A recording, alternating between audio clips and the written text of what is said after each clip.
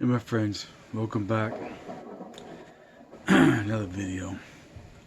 It'll be short, like all of them. Look, last time we talked, I left off with the faith healers. They were coming down to see me. And I was in the ICU. For all intents and purposes, I was dead. And the doctors had told my parents they'd done all that they could for me. And now it was up to Jim and God. Tough words to hear if you're a parent. And my folks finally started to realize that I probably wasn't going to live, I was just too far gone. The faith healers came down, and actually they snuck into my room. I've got 4 older sisters, and they just said we're Jim's sisters. They just let them go. What harm could it do, I was dying anyways. So they went into my room, nice and quiet, like all hospital rooms are.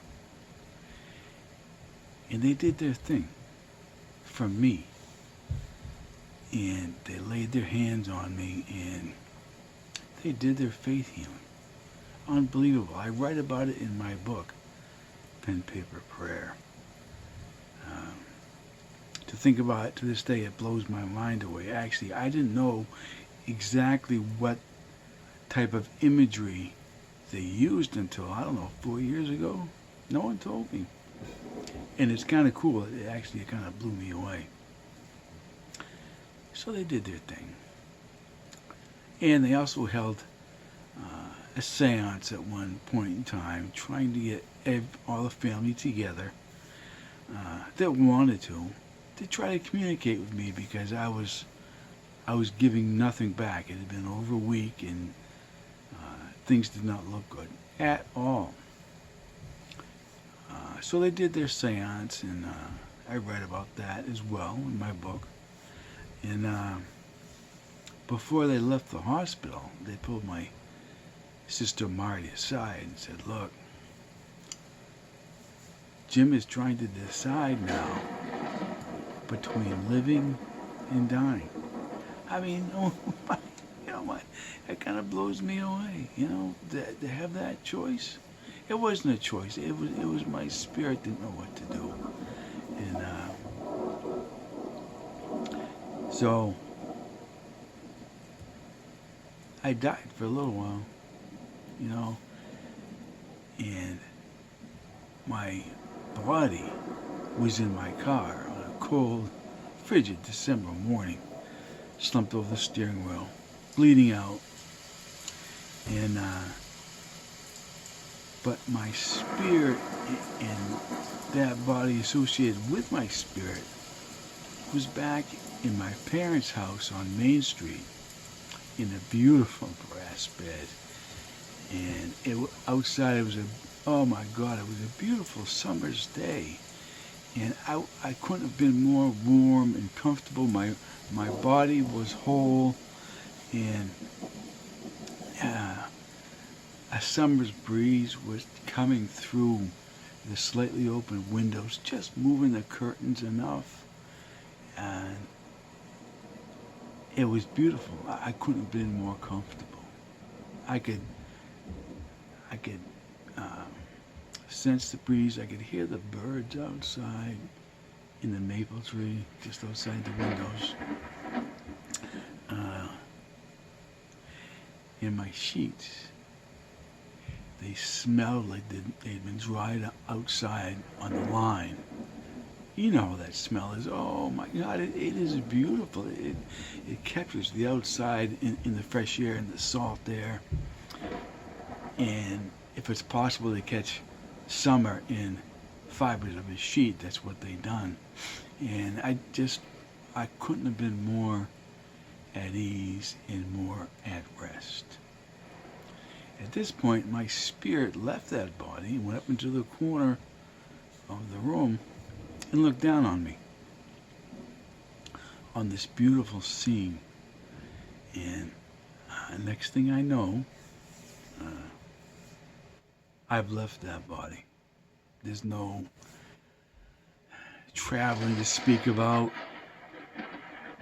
I went to a place that I call the universe of souls because I was where I was supposed to be in death. And it's like, this was my home. I was expected to be there,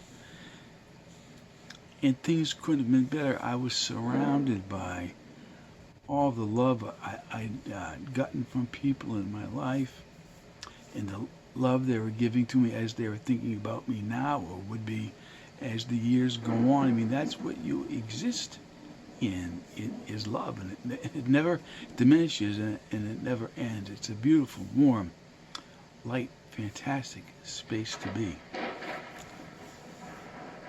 Then something bad happened. I had to return to this world. And now I was looking, my spirit was back up in the corner of the room looking down at me in the bed.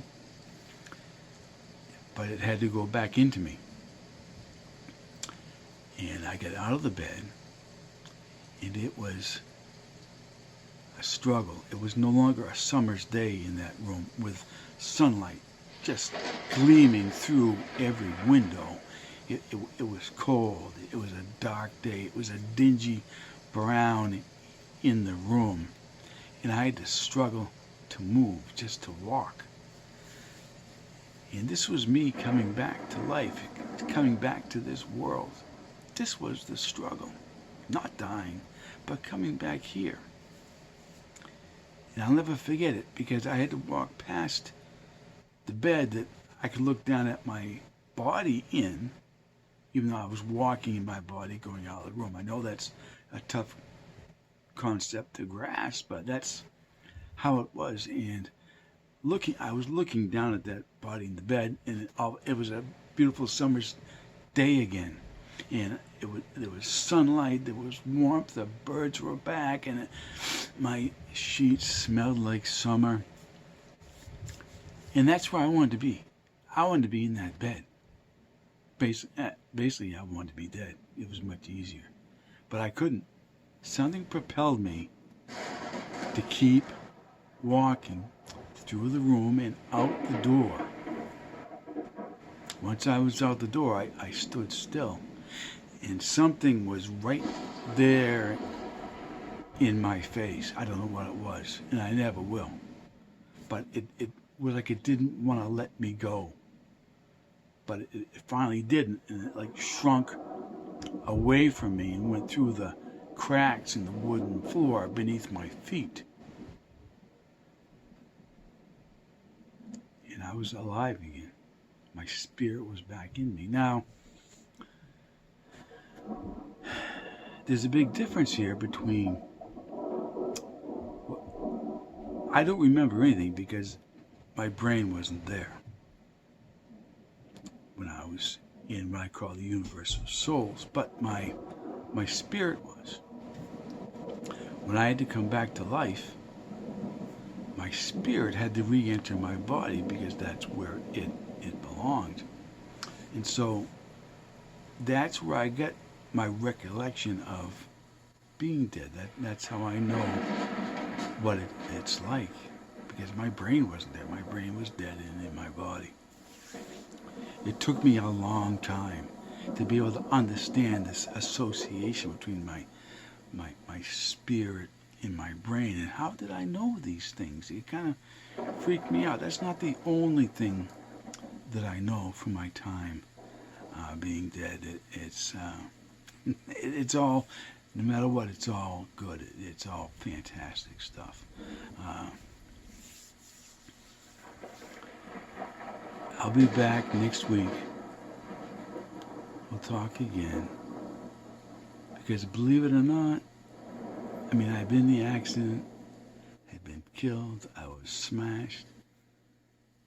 The toughest part of my life is yet to come. We'll talk about that. God bless you. I love you all. Take care.